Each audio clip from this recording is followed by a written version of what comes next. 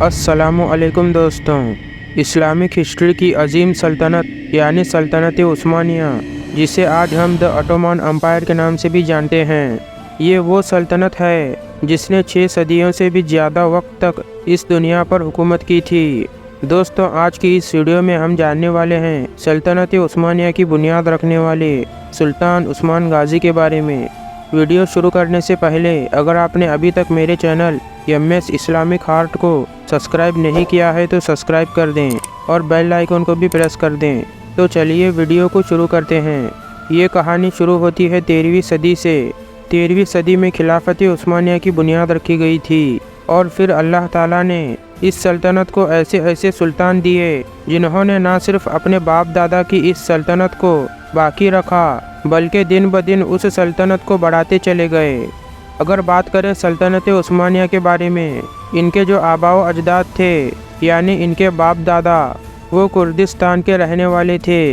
लेकिन मंगोलों के दौर में जब मंगोलों ने इन पर चढ़ाई की और इनके इलाकों में जाकर लूटमार करने लगे तो ये लोग वहाँ से मुंतकिल होकर अर्तुगरुल गाजी की क़ियादत में अनातोलिया हिजरत कर गए। अनातोलिया पहुँचकर इन लोगों ने वहीं पर अपना डेरा डाल लिया। जिस वक्त उस्मानियों के बाप दादा ने अर्तुगरुल गाजी की क़ियादत में अनातोलिया की तरफ हिजरत की, उस वक्त ये कबीला यानी जिसे काई कबीले के नाम से जाना जाता था 100 खानदानों और 400 घुड़सवारों पर मुश्तमिल था। उस वक्त अनातोलिया में तुर्की नस्ल के लोगों की ही सल्तनत थी, जिस सल्तनत का नाम सल्जूक था। इस सल्तनत के बादशाह का नाम सुल्तान अलाउद्दीन था। यह सल्तनत अपनी तरक्की का दौर गुजार कर अब अपनी बर्बादी के दौर पर गामजन हो चुकी थी।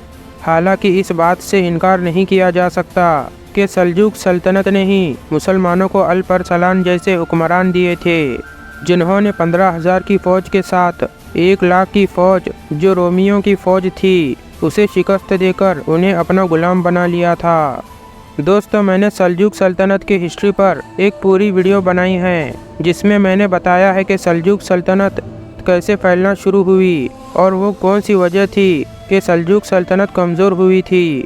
दोस्तों, अगर आप सल्जूक सल्तनत की पूरी हिस्ट्री को जानना चाहते हैं तो मैंने इस वीडियो का लिंक डिस्क्रिप्शन में दे रखा है। दोस्तों, अब ये सल्तनत पूरी तरह से कमज़ोर हो चुकी थी और इस सल्तनत को जहाँ एक तरफ मंगोलों का डर था, वहीं दूसरी तरफ ये रोमियों से बचाव करने के लिए जुस्तजू कर रहे थे। अर्तुगरुल गाजी जब अपने छोटे से कबीले के साथ अनातोलिया पहुँचे तो अनातोलिया के रास्ते में ही 2 फ़ौजों में आपस में लड़ाई हो रही थी। इस जंग को जब अर्तुगरुल गाजी ने देखा तो उन दोनों फ़ौजों में से एक फ़ौज बहुत ज़्यादा ताकतवर और तादाद में बहुत ज़्यादा थी, तो वही दूसरी फ़ौज बहुत ज़्यादा कमज़ोर और तादाद में बहुत ज़्यादा कम थी। अर्तुगरुल गाजी फितरतन बहुत बहादुर और रहमदिल थे, लिहाजा इसी वजह से अर्तुगरुल गाजी ने उस कमज़ोर और कम तादाद वाली फ़ौज का साथ दिया। जिस फ़ौज का अर्तुगरुल गाजी ने साथ दिया था वो फ़ौज सल्जूक सल्तनत की थी। लेकिन अर्तुगरुल गाजी को ये बात पता नहीं थी कि वो सल्जूक सल्तनत की ही फ़ौज है। लिहाजा जब अर्तुगरुल गाजी ने अपने चंद सिपाहियों के साथ पूरी ताकत के साथ उस मजबूत और बड़ी फ़ौज पर हमला किया तो वो पूरी फ़ौज तितर बितर हो गई और भागने पर मजबूर हो गई, क्योंकि इस फ़ौज को ये डर सताने लगा कि शायद सल्जूक सल्तनत को कहीं से मदद मिल गई है। लिहाजा सल्जूक सल्तनत की वो छोटी सी फ़ौज जो अपने आप को हारा हुआ मान चुकी थी, अर्तुगरुल गाजी की मदद से फतहयाब हो गई। लिहाजा जब सुल्तान अलाउद्दीन को इस बात की खबर मिली तो सुल्तान अलाउद्दीन ने अर्तुगरुल गाजी की बहादुरी से खुश होकर अर्तुगरुल गाजी और उनके काई कबीले को सल्जूक सल्तनत की सरहदों पर एक जागीर अता कर दी। लिहाजा वहीं पर काई कबीला आबाद हो गया और इस तरह से सल्जूक सल्तनत के सुल्तान यानी सुल्तान अलाउद्दीन को भी एक वफादार और एक ताकतवर दोस्त मिल गया था। उस दौर में सल्जूक सल्तनत के कमज़ोर होने की वजह से उसके बहुत से अमीरों ने अपनी खुद मुख्तारी का ऐलान कर दिया था, लेकिन अर्तुगरुल गाजी ने कभी भी सल्जूक सल्तनत के खिलाफ बगावत करने की नहीं सोची। वो हमेशा सल्जूक सल्तनत यानी सुल्तान अलाउद्दीन के वफादार रहे। 1258 ये वो साल है कि जिसको इस्लामिक तारीख में एक काले साल के तौर पर याद किया जाता है। इसी साल बगदाद जो उस दौर में इस्लामिक दुनिया का सबसे तरक्की याफ्ता शहर माना जाता था, उस पर मंगोलों के राजा यानी हलागू खान ने हमला किया था। ये हमला इतना खतरनाक था कि इस हमले से पूरे बगदाद को तबाह कर दिया गया। मुसलमानों के बच्चे और औरतों को गुलाम बना लिया गया और उनके मर्दों को कत्ल करके उनके गर्दनों से मीनार बना दिए गए। ऐसी कत्लो गारत और लूटमार के बाद हर शख्स यही सोच रहा था कि मुसलमान दोबारा कभी भी अपना खोया हुआ मुकाम हासिल नहीं कर पाएंगे। लेकिन तकदीर इन सोचने वालों पर हंस रही होती थी, क्योंकि इसी साल 1258 में काय कबीले के सरदार अर्तुगरुल गाजी के घर में एक बच्चे की पैदाइश हुई, जिस बच्चे का नाम उस्मान रखा गया। मुस्तकबिल में इसी लड़के से एक ऐसी कुव्वत और ताकत वजूद में आना थी कि जिस ताकत का मुकाबला करना यूरोप, एशिया या दुनिया के किसी भी फौज के लिए मुमकिन नहीं था। उस्मान गाजी बहुत अक्लमंद और बहादुर थे। उस्मान गाजी भी अपने वालिद के नक्शे कदम पर चलते हुए सल्जुक सल्तनत के वफादार रहे। उस्मान गाजी सल्जुक सल्तनत के वफादार जागीरदार थे, लेकिन फिर अचानक से मंगोलों ने 1299 में एक बड़ा हमला करके सल्जुक सल्तनत को पूरी तरह से ख़त्म कर दिया और सल्जुक सल्तनत के आखिरी सुल्तान यानी सुल्तान अलाउद्दीन भी मारे गए। सुल्तान अलाउद्दीन के कत्ल हो जाने के बाद उस्मान गाजी अब बिल्कुल आज़ाद हो चुके थे और अब वो पूरी तरह से आज़ाद थे कि वो अपनी सल्तनत को कायम कर सके। अपने इब्तिदाई दिनों में उस्मान गाजी ने जंगो जदल करने के बजाय रहमदिली और इंसाफ पसंदी से काम लिया और यही वजह रही कि वो गैर मुस्लिम और मुस्लिम हर तरह के लोगों में बड़े ही अदब और एहतराम के साथ पहचाने जाने लगे।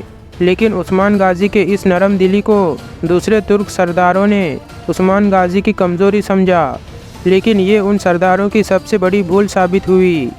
उन सरदारों ने सलीबियों से गठजोड़ करके उस्मान गाजी की सल्तनत पर हल्ला बोल दिया, लेकिन उस्मान गाजी ने एक के बाद एक तमाम सरदारों को शिकस्त देना शुरू कर दिया और एक के बाद एक अजीम किले फतह करना शुरू कर दिए।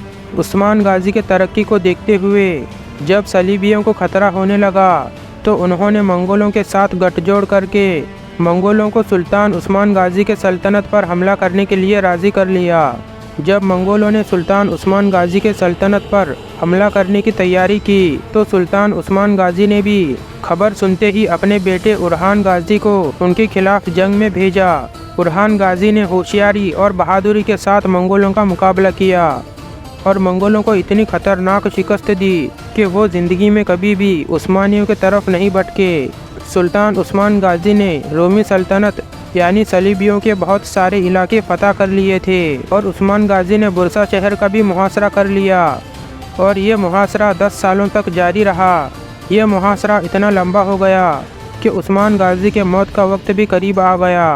सुल्तान उस्मान गाजी जब अपनी आखिरी सांसें ले रहे थे तो उन्होंने अपने बेटे उरहान गाजी को बुलाया और अपनी आखिरी ख्वाहिश जाहिर की। सुल्तान उस्मान गाजी ने अपने बेटे उरहान गाजी से कहा कि तुम्हारे बाप की आखिरी ख्वाहिश है कि तुम्हारे बाप को बुरसा शहर में दफन किया जाए, लिहाजा अब एक बेटे की इम्तिहान की घड़ी थी। उधर बाप की मैयत का वक्त करीब आ रहा था और इधर एक ऐसा मजबूत शहर जिसे 10 सालों में भी फतह नहीं किया जा सका था, उसमें ही अपने बाप की मैयत को दफनाना था। लिहाजा उरहान गाजी ने बहुत होशियारी और बहादुरी के साथ एक आखिरी हमला किया और ये हमला इतना खतरनाक था कि रोमी सल्तनत उस्मानियों के सामने ज़रा बराबर भी नहीं टिक सकी और उरहान गाजी ने उस शहर को फतह कर लिया। उस्मान गाजी ने इस सल्तनत की बुनियाद अपने बाप का ख्वाब पूरा करने के लिए और एक नेक नीयत से रखी थी। उनका ख्वाब था कि तमाम मुसलमान और तमाम कौमें मुस्लिम एक ही झंडे के नीचे जमा हो जाए। लिहाजा उसी ख्वाब को पूरा करने के लिए उस्मान गाजी के तमाम बेटों ने इस सल्तनत को बचा के रखा और दिन ब दिन बढ़ाते चले गए। दोस्तों, वीडियो पसंद आई हो तो वीडियो को लाइक कर दें और ऐसी ही वीडियोस देखने के लिए हमारे चैनल MS इस्लामिक आर्ट को सब्सक्राइब कर दें।